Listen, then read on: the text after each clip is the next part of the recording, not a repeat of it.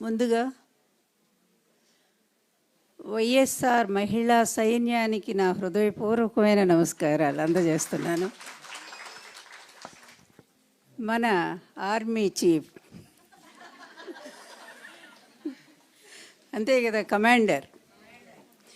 మీకు కమాండర్ అంటే ఒకటి గుర్తు రావాలి. నేతాజీ సుభాష్ చంద్రబోసు ఈ దేశాన్ని బ్రిటిష్ వాళ్ళు పరిపాలించే టైంలో ఆయన ఎన్ఐఏ కదా, నేషనల్ ఇండియన్ ఆర్మీ ఒకటి తయారు చేసి దాంట్లో అచ్చగా మహిళకి విభాగం ఒకటి పెట్టారు. ఫస్ట్ విభాగం కెప్టెన్ లక్ష్మి. అలాగే ఈరోజు మన వైఎస్ఆర్ కాంగ్రెస్ పార్టీ మహిళా విభాగం కెప్టెన్ వరుడు కళ్యాణి. ఎందుకంటే పెద్దల సభలో ఆమె అసలు లోకేష్ పారిపోతున్నాడు ఆమె ప్రశ్నలకు సమాధానం చెప్పలేక. అట్లా సెలక్షన్ నిజంగానే మళ్ళీ ఈరోజు మనం ఒక సైనికుల్లాగానే పోరాడాల్సినటువంటి పరిస్థితి వచ్చిందమ్మా. ఆ రోజు బ్రిటిష్ విధానాలు ఎలా ఉన్నాయో దేశంలో, ఈరోజు ఆంధ్రప్రదేశ్లో అవే బ్రిటిష్ విధానాలన్నీ కూడా అమలు చేస్తూ ఉన్నారు. ఇష్టం వచ్చినట్టు నిరంకుశ విధానాలన్నీ అమలవుతూ ఉన్నాయి. ఈ టైంలో మొన్న జరిగినటువంటి ఎలక్షన్లో మన జగన్ గారు ఓడిపోలేదు, గెలిచారు. నిజానికి 104 సీట్లతో ఆ రోజు జగన్మోహన్ రెడ్డి గారు గెలిస్తే, కానీ 11 సీట్లతో మనం ఓడిపోయినట్టు డిక్లరేషన్ ఇచ్చారు. అంటే రేపు మన బాధ్యత ఏంటనేది కొంచెం ఆలోచించాల్సిన అవసరం ఉంది. ఎందుకు మహిళా సైన్యం అన్నానంటే, ప్లీజ్ రేపు ఎలక్షన్స్ని మనం ఎట్లా ఎదుర్కోవాలి, ఇది మెయిన్. ఇవన్నీ పథకాలు నిజంగానే దేశంలోనే జగన్మోహన్ రెడ్డి గారు అమలు చేసినటువంటి, ముఖ్యంగా స్త్రీల కోసం, మహిళా ఎంపవర్మెంట్ కోసం ఆయన చేసిన విధానాలు నాకు తెలిసి ఎవరు చేయలేదు. అన్నీ తీసుకొచ్చి మహిళలకు ఒక అండగా నిలబడి ఆయనే ఒక అన్న అయ్యారు, ఆయన ఒక తండ్రి అయ్యారు, ఆయన ఒక తమ్ముడు అయ్యారు, ఆ ఇంటి పెద్ద అయ్యారు, కుటుంబంలో ఒక సంరక్షకుడు అయ్యారు. ఇన్ని విధాల మహిళలను ఆదుకున్నటువంటి వాళ్ళు నేను ఎక్కడ కూడా చూడలే, ఏ పరిపాలనలో కూడా. మీకు ఒక ఎగ్జాంపుల్ చెప్తాను, మీకు గుర్తుండే ఉంటుంది. నిర్భయ చట్టం వచ్చిన తర్వాత దేశంలో నిర్భయ చట్టం వచ్చింది కదా. ఆ నిర్భయ చట్టం అనేది కేవలం 4 నెలల వరకు, అంటే చేసినటువంటి నేరాన్ని గుర్తించటం, ఆ నేరాన్ని గుర్తించిన తర్వాత దాన్ని అమలు చేయటానికి తీసుకునేటువంటి టైం ఎంత అంటే 4 నెలల టైం తీసుకున్నారు వాళ్ళు. కానీ జగన్మోహన్ రెడ్డి గారి పరిపాలనలో మరి ఆయన దిశా చట్టాన్ని తీసుకొచ్చారు. ఈ దిశా చట్టం అనేది కేవలం 21 రోజుల్లోనే శిక్షను, నేరం చేసినటువంటి దోషిని గమనించటం, గుర్తించటం, తర్వాత దాన్ని ఎంత త్వరగా అమలు చేయాలి అనేటువంటి విధానంలో 21 రోజులకి దాన్ని కుదించి, ఆ విధంగా మహిళా పోలీస్ స్టేషన్లు, దిశ పోలీస్ స్టేషన్లు ఏర్పాటు చేసి, ఫోను ఎక్కడ దాదాపు 1.5 మంది 2 కోట్ల మందో మన రజనీ గారు చెప్పాలి మంది వాళ్ళు యాప్లు డౌన్లోడ్ చేసుకున్నారు ఫోన్లో. ఆ రోజుల్లో అమ్మాయిలకి నిజంగా ఎక్కడ ఏ చిన్న గొంతు ఏదో పోయింది నాకు,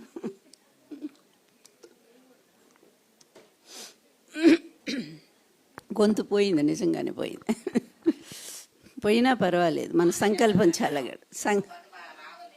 ఓకే.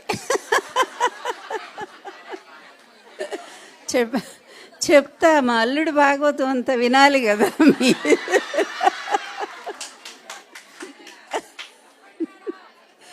అది నేనే చెప్పాలి కదా, అత్తనే.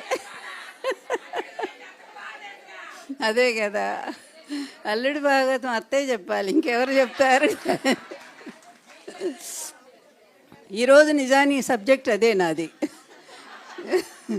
ఎందుకంటే నిజంగా మొదటి బాధితురాలు నేనే కదా, చంద్రబాబు మొదటిగా, సెకండ్ నేను. ఫస్ట్ బాధితురాలు ఇందిరాగాంధీ గారు. ఆమెకు వెన్నుపోటు పొడిచాడు. ఆ టైంలో ఆమెకి ఏం చెప్పాడో తెలుసా?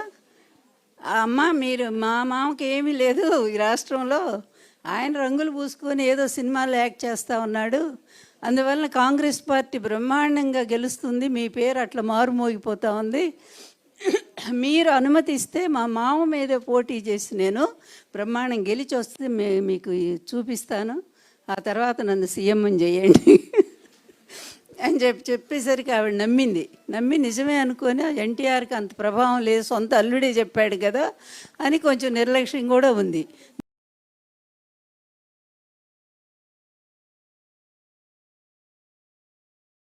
దానికి వస్తున్నారు యాక్టర్ అని చెప్పారు. నిజమే అనుకుందామే. తీరా ఎలక్షన్లు వచ్చి 9 నెలల ముందుకు జరిపారు. అయినా కూడా ఎన్టీఆర్ గారు 201 సీట్లతో బ్రహ్మాండంగా గెలిచారు ఆ ఎలక్షన్లో. అప్పుడు ఈ పెద్ద మనిషి ఏమయ్యాడు, చంద్రగిరి నియోజకవర్గంలో కాంగ్రెస్ తరఫున పోటీ చేస్తే తెలుగుదేశం పార్టీ ఆ రోజు ఒక అనామకుడు సుబ్రహ్మణ్యం ఏదో ఉంది పేరు, అలాంటి ఆయన పెడితే ఆయన చేతిలో కొన్ని వేల ఓట్ల తేడాతో ఓడిపోయాడు. సొంత అల్లుడు ఎన్టీఆర్ గారికి. అంటే ఇతని బీరాలు ఇతని ఇవన్నీ కూడా ఎలా ఉంటాయి అంటే ఇది ఒక ఉదాహరణ. అప్పుడు ఇందిరాగాంధీ ఓడిపోయింది కదా కాంగ్రెస్ పార్టీ. ఓడిపోయిన తర్వాత కరెక్ట్గా 2వ నెలలోనే ఎన్టీఆర్ గారి దగ్గరకు వచ్చేసాడు. వచ్చి మామ ఇంకా నాకెవరు దిక్కు, మీరు తప్ప ఎవరిని ఉన్నారా, మీ అల్లుడిని కదా నేను, అందువల్ల దయచేసి నన్ను పార్టీలో చేర్చుకోండి అంటే ఆ రోజు పార్టీ మొత్తం వ్యతిరేకించింది ఇతన్ని ఎట్టి పరిస్థితుల్లో కూడా తీసుకోవద్దు, ఇతను కాంగ్రెస్ నుంచి వచ్చాడు, కాంగ్రెస్నే మోసం చేసినటువంటి వ్యక్తి ఇతను అని చెప్పి ఆ రోజు చెప్పినా కూడా భార్యను అడ్డం పెట్టుకున్నాడు. అంటే మొదటి నుంచి ఇతని రాజకీయ విధానాలు ఎలా ఉంటాయో చూడండి. అప్పుడు ఆమె ప్రెగ్నెంట్లో ఉన్నారు భువనేశ్వరి గారు. ఇదే ఈ మహానుభావుడు, ఇప్పుడు ఈ మహామేధావి ఉన్నాడు లోకేష్, ఈ మహామేధావి ఉన్నాడు. అప్పుడు ఆమెను అడ్డం పెట్టుకొని ఆమెను పంపించి తండ్రి దగ్గర రాయబారం చేయించి మెల్లగా పార్టీలోకి వచ్చాడు. ఎందుకంటే ద క్యామిల్ అండ్ డిజార్ట్ అనే స్టోరీ మనం చిన్నప్పుడే చదువుకున్నాం, మీ అందరికి గుర్తుంటుంది. 7th క్లాస్లో మన నాంటేల్లో వస్తుంది అది. ఏది మన ఒంటె ప్లస్ ఎడారి. ఆ ఒంటె ముందు యజమాని అడుగుతుంది, ఎడారిలో ప్రయాణం చేస్తుంటే ఆ యజమాని ఏమో చిన్న గుడారం వేసుకొని కూర్చుంటాడు. అప్పుడు ఒంటి బ్రతిమలాడుతుంది, యజమాని నాకు కొంచెం చలిగా అనిపిస్తుంది, గుడారంలో కొద్దిగా చోటు ఇవ్వరా అంటే పాపం కానీ జాలిపడి తలవరికి పెట్టుకో, ఎక్కువ లేదు ప్లేస్ అని చెప్తాడు. ఆ తర్వాత మళ్ళీ కాసేపు ఉన్నాక నా తల బాగానే వెచ్చబడింది, నా వీపు బాగా చలి పెడుతుంది యజమాని, ఇంకొంచెం నన్ను అవకాశం ఇవ్వండి అంటే ఇంకొంచెం ఇచ్చాడు. ఆ తర్వాత కాళ్ళు మొత్తం దూరిపోయింది, యజమాని బయటికి దోసింది, యజమాని చచ్చిపోయాడు చలికి, ఇవంటి మాత్రం హాయిగా ఉంది. సేమ్ ఈ కథలో ఉండేటువంటి క్యామెల్ లాంటి వాడే చంద్రబాబు నాయుడు. ఒంటే ఈ ఎడారి వంటే. అట్లాగే నా విషయం చెప్తా వినండి. మా పెళ్ళికి ముందు బ్రహ్మాండమైన మామూలు గొడవలు చేయలేదు అతను. ఎన్ని విధాల తిరుపతిలో అనౌన్స్మెంట్ చేయటానికి ఎన్టీఆర్ గారు దాదాపు 5-6 లక్షల మంది జనం తిరుపతిలో ఆ రోజు. ఆయన చెప్తూ నాకు అనారోగ్యంగా ఉన్నప్పుడు, నా ఆరోగ్యం బాగలేనప్పుడు ఒక స్త్రీ నన్ను కాపాడింది, నన్ను ప్రాణాలు రక్షించింది, ఆమె ఒప్పుకుంటే ఆమెను మీ అందరి సాక్షిగా వివాహం చేసుకుంటానని చెప్తే అప్పుడు ఆయన నన్ను పిలిచారు, కమాన్ అండ్ అయాస్ లక్ష్మి అన్నారు. నేను లేచాను కుర్చీలోంచి వెళదామని, అంతే లైట్లు బంద్, మైకులు బంద్. ఏంటి అసలు ఏం జరిగింది ఎవరికి అర్థం కాల. తీరా చూస్తే ఈ చంద్రబాబు నాయుడు మొత్తం బంద్ చేసేసాడు. అంటే మా అనౌన్స్మెంట్ను కూడా తట్టుకోలేనటువంటి పరిస్థితి. ఆ తర్వాత మా పెళ్ళిని అంత తిరస్కరించాడు కదా. ఒకరోజు మెల్లగా వచ్చాడు కర్నూలు బై ఎలక్షన్ తర్వాత. ఎందుకంటే ఇతని స్వభావం ప్రతి ఒక్కళ్ళు తెలుసుకోవాలి. అవసరమైతే కాళ్ళు లేకపోతే జుట్టు పట్టుకునే ఇట్లాంటి నీచ రాజకీయవేత్తని రాజకీయ చరిత్రలో ఇప్పటివరకు కూడా మనం చూడలే. పూజ్యులు సహృదయులు మన సజ్జల గారు చాలా బాగా చెప్పారు ఇతని గురించి. ఎందుకంటే ఎంతమంది మారీచులు కూడా ఇతని ముందు చాలరు. నేను చెప్తాను, ఎందుకంటే ఇతను కుంభకర్ణుని పక్కన పెడదాం, ఎందుకంటే ఈ అవినీతిలో కుంభకర్ణుడే ఇతను. అదేవిధంగా హిరణ్యాక్షుడు, హిరణ్యకశిపులు అనే రాక్షసులు ఉండేవాళ్ళు, వాళ్ళకంటే కూడా మించిపోయిన రాక్షసుడు ఎలాగో నా అనుభవాలు నేను చెప్తున్నాను. ఒకరోజు మెల్లగా రామచంద్రరావు అని లాయర్ గారి ద్వారా ఫోన్ చేయించి మిమ్మల్ని కలవాలంటున్నాడు మీ అల్లుడు అని. అప్పటి వరకు మేము మొహం కూడా చూసుకోవాలా, మాట్లాడుకోవాలా, ఎందుకంటే వాళ్ళంతా ఎగనెస్ట్గా ఉన్నారు, మా పెళ్ళిని వ్యతిరేకిస్తున్నారని. అప్పుడంటే ఎందుకు నన్ను కలవాలనుకుంటున్నారని సరే రమ్మనండి అన్నాము.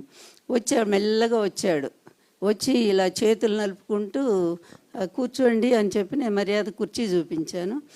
ఏమనుకోవద్దు, మిమ్మల్ని అత్తగారు అంటాను అన్నాడు. అమ్మయ్య, అది ఎంత పెద్ద ఆనందం! అంతకంటే ఆనందం ఏముంది నాకు. ఈ కుటుంబం నన్ను కలుపుకుంటుందని ఎంత సంతోషపడిపోయి, రా బాబు రా అల్లుడు కూర్చోండి టీ తాగుతారా, టిఫిన్ పెట్టించమంటారా అని మర్యాదలన్నీ చేశాను నేను. అవన్నీ కాదు, నాకు ఒక హామీ ఇవ్వాలి మీరు అన్నాడు. ఏంటి బాబు అంటే, ఏం లేదు మా మామగారు నన్ను పార్టీ నుంచి వెళ్ళిపోమన్నారు అన్నాడు. అంటే అది జరిగింది నాకు తెలియదు యాక్చువల్లీ. కర్నూలు బై ఎలక్షన్లో చాలా మోసం చేశాడు. అంటే పార్టీ ఓడిపోవటానికి ఇతను తెలుగుదేశం పార్టీని ఓడించడానికి ప్రయత్నం చేశాడు. అక్కడ కాంగ్రెస్తో కుమ్మక్కయ్యి.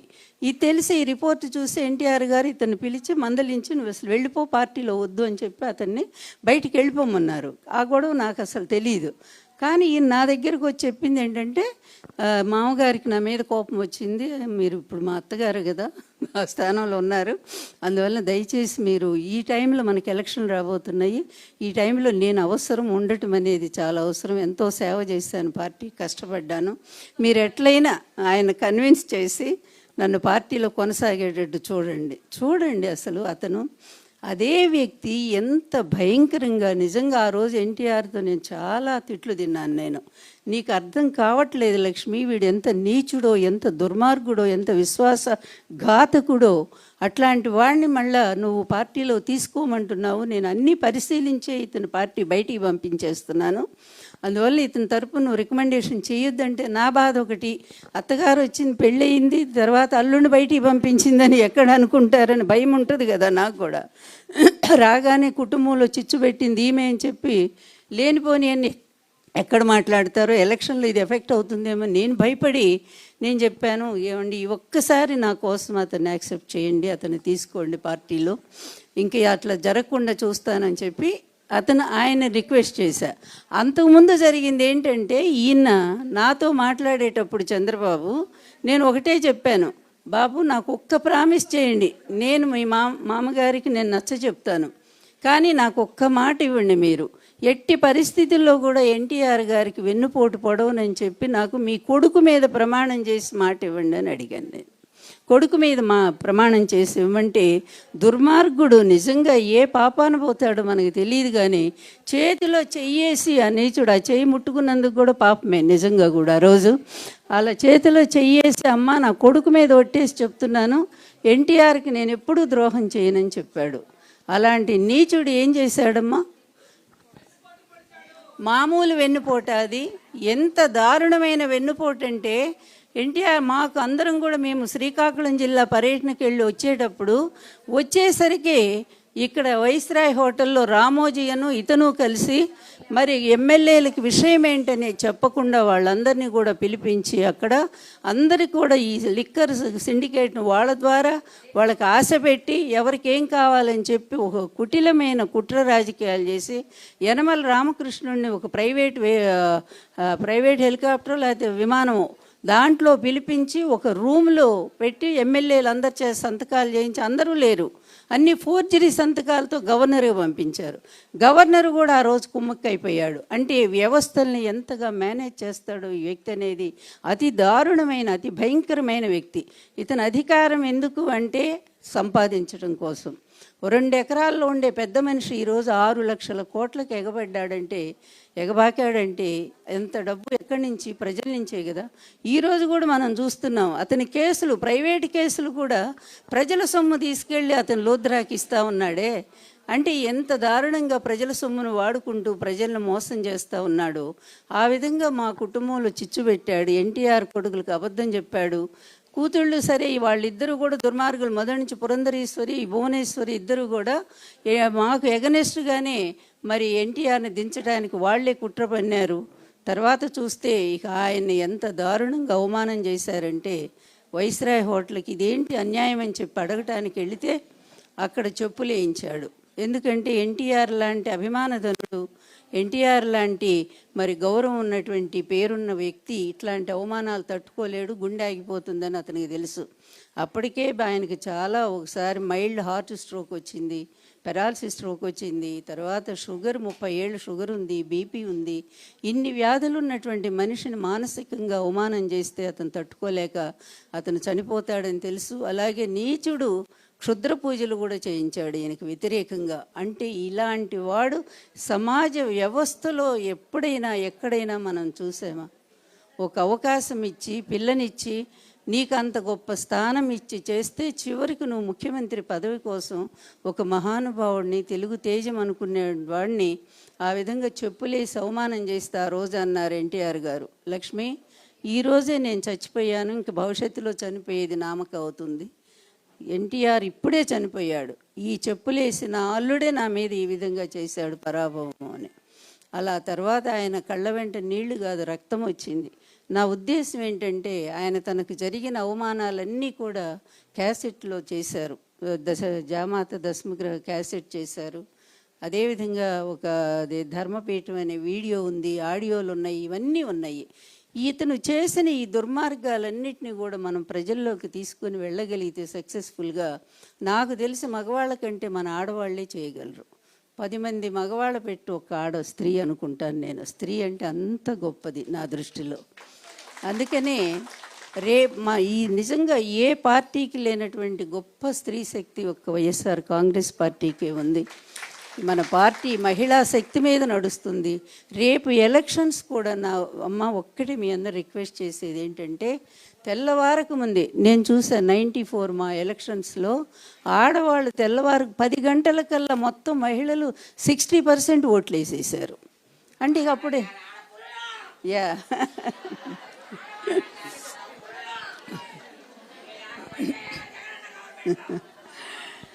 జగన్మోహన్ రెడ్డి గారు అంటేనే ఒక సామాజిక విప్లవం అమ్మ. ఇంతవరకు చరిత్రలో ఎవరు ఇటువంటి విప్లవాన్ని తీసుకురాలేదు. నేను ఎన్నో చూసా. 30 ఏళ్ళు ఇక్కడ 2 ఏళ్ళు వెన్నుపోటు అన్నారు, కానీ 32 ఏళ్ల వెన్నుపోటు నేను చూసా. ఇది 2 ఏళ్ళు ప్రజలకు చేసింది, నాకు 32 ఏళ్ల వెన్నుపోటు, నాకు మా ఆయనకు కూడా. అందువల్ల ఇట్లాంటి వ్యక్తి ఏంటంటే దేనికైనా దిగజారుతాడు. అతనికి సిగ్గు శరము ఏ విధంగా లేదు. ఆ కొడుకును కూడా అట్లాగే తయారు చేశాడు. వాడికి ఏమి రావు అంటే నా రాదు. వాడికి ఏ ఒక్క క్లాసు వాడు పాస్ అవ్వాల నాకు తెలిసి. 7th క్లాసు కూడా ఎవరితోనో పరీక్ష రాయించి ప్రమోట్ చేశారు. అన్నీ 10th క్లాస్ అట్లే చేశారు. స్టాన్ఫర్డ్ యూనివర్సిటీ అంటే స్టాన్ఫర్డ్ యూనివర్సిటీలో సర్టిఫికెట్ కొన్నారు. ఏది ఇది ష్యూర్. ఎందుకంటే ఎవరు ఆయన సత్యం రామలింగరాజు గారు 60 కోట్లు కట్టి స్టాన్ఫర్డ్ యూనివర్సిటీ సర్టిఫికేట్, వాళ్ళకి ఏదో అప్పుడు యూనివర్సిటీకి అవసరం వచ్చింది డబ్బు, వేరే ఏదో విభాగం పెట్టుకోవడానికి. ఆ టైం చూసి ఇతను ఆ సర్టిఫికేట్ కొని ఇచ్చారు. నెక్స్ట్ వెంటనే ఇతను అప్పుడు ఈ వరల్డ్ బ్యాంక్తో బాగా స్నేహం చేసేవాడు కదా చంద్రబాబు. ఆ వరల్డ్ బ్యాంకులో ఈ కొడుకు ఉద్యోగం వేయించాడు లోకేష్కి. కరెక్ట్గా వారం రోజులు తిరగకుండానే, బాబు నువ్వు చాలా మహామేధావి, మా వరల్డ్ బ్యాంక్ మించిపోయింది నీ మేధస్సు, మేము తట్టుకోలేం బాబు, నువ్వు వెళ్ళిరా ఇంటికి అని చెప్పి పంపించారు. అంటే ఏమీ తెలియదు. ఒక్క సబ్జెక్ట్ 5 నిమిషాలు మాట్లాడమనండి. ఇట్లాంటి పనికిమాలిన వాడిని తీసుకొచ్చి రేపు మన మీద ముఖ్యమంత్రిగా రుద్దాలంటే మనం అందరం ఊరుకోవాలా? ఈ రాష్ట్రం భరించాలా? ఈ దుర్మార్గుల్ని, ఈ కుటుంబాన్ని మనం భరించాలా? పెట్టింది ఒకరు, వ్యవస్థాపక అధ్యక్షుడు ఎన్టీఆర్ గారు. ఆయన ప్రాణాలు తీసినటువంటి ఈ నీచుడు మళ్ళీ వీడి కుటుంబాన్ని తీసుకొచ్చి మన మీద బలవంతంగా రుద్దుతుంటే మనం సహించాలా? ఒక పక్కేమో మహానుభావుడు, నిజంగానే ఒక అంబేద్కర్, ఒక గాంధీ గారి ఆశయాల్ని చిత్తశుద్ధితో అమలు చేసినటువంటి జగన్మోహన్ రెడ్డి గారు ఎక్కడ? గాంధీ గారి ఆశయం ఒకే ఒకటి ఉంది, there is no civilization can survive itself in believes womens independent. అంటే ఉమెన్ ఇండిపెండెంట్ కావాలంటే ఉంటేనే అక్కడ నిజమైన నాగరికత పరిఢవిల్లుతుంది. అట్లాంటి దాన్ని అక్షరాల అమలు చేసినటువంటి మహనీయుడు జగన్మోహన్ రెడ్డి గారు అయితే, మహిళలకు వెన్నుపోటు పడుస్తూ, మహిళలను కించపరుస్తూ అడుగడుగున మన మీద ఏంటి వాళ్ళు చేసేది? అస్తమానం మన క్యారెక్టర్ అసాసినేషనే కదా. ఏ మహిళ అయినా ధైర్యంగా వచ్చి ముందు మాట్లాడితే వెంటనే ఆమెకి వెళ్ళిపోతాయి, మెసేజ్లు వెళ్ళిపోతాయి. అలాగే వాళ్ళ పచ్చ మీడియాలో, లేకపోతే వాళ్ళ ఐటీబీలోనో ఏదైది ఐటీడీపీలోనో ఇక వాళ్ళ ఎంత హీనంగా మనల్ని చిత్రీకరిస్తారంటే, ఎన్టీఆర్ భార్యనే కదా, పెద్దదాన్నే కదా నేను, అయినా గౌరవం కూడా లేకుండా వాళ్ళ ఐటీడీపీలో ఎంత హీనంగా నా పోస్టులు ఉంటాయంటే, అట్లా మహిళల్ని కించపరిచే ఈ దరిద్రపు జాతి మనకు అవసరమా ఆంధ్రప్రదేశ్కి? దయచేసి ఆలోచించండి. ఎందుకంటే మనకు పౌరుషం ఎక్కువ ఉంది, స్వాభిమానం ఉంది. మన స్వాభిమానాన్ని నిలబెట్టి, మన ఆత్మగౌరవాన్ని నిలబెట్టిన మహనీయుడు మన జగన్మోహన్ రెడ్డి గారు. ముఖ్యంగా నేనమ్మ, ఏ తెలుగుదేశం పార్టీ కోసం నిరంతరం కష్టపడి ఆ పార్టీని గెలవటానికి 258 సీట్లు గెలిపించడంలో ప్రధాన పాత్ర, కృష్ణుడికి సత్యభామలాగా ఆ రోజు నేను పోరాటం చేసి గెలిపించగలిగాను. ఎందుకంటే ఆయన చాలా అనారోగ్యంతో ఉన్నారు. నేను మాట్లాడి ప్రజల్ని ఇంప్రెస్ చేసి, అట్లాంటి నన్ను ఆ పార్టీ ఎంత అవమానంగా బయటికి పంపేసింది. దిక్కు లేకుండా ఒక హీన స్థితిలో, నిజం చెప్పాలంటే ఆర్థికంగా ఇబ్బందులతో ఎట్లా పోవాలో అర్ధరాత్రి ఇళ్ళు ఖాళీ చేయించేశారు నన్ను. అర్ధరాత్రి రోడ్డు మీద 2 రోజులు ఉన్నానమ్మా నేను. ఆ టైంలో జగన్మోహన్ రెడ్డి గారు నాకు 10 లక్షలు పంపించి, అమ్మ ఏదన్నా ఇళ్ళు చూసుకోండి అని చెప్పారంటే